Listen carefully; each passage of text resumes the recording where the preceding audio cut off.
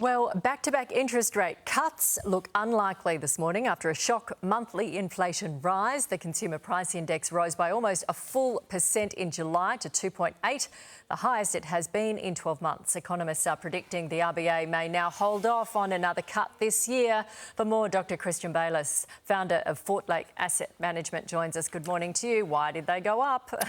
Well, yeah, it was I guess it's a set of numbers that the RBA certainly won't be doing cartwheels about, but I think what it shows is that people have really gone out and started to spend the money that they've saved from these interest rate cuts that have already come through the pike.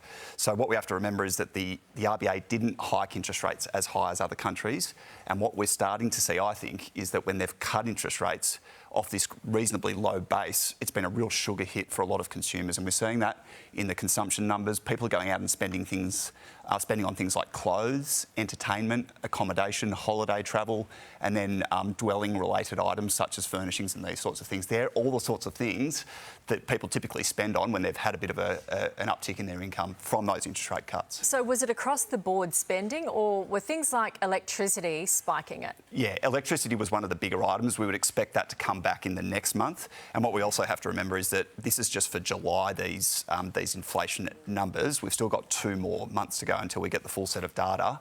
And I guess once we see the next month, we'll get a better feel for what the end of the quarter looks like. But what it does mean is that I think that September is off the table in terms of a cut. It probably still does mean that November's a live option for a cut, probably almost about a 90% chance of that still. So I think consumers can look out for more cuts to come still. OK, thank you very much, Christian. Thanks.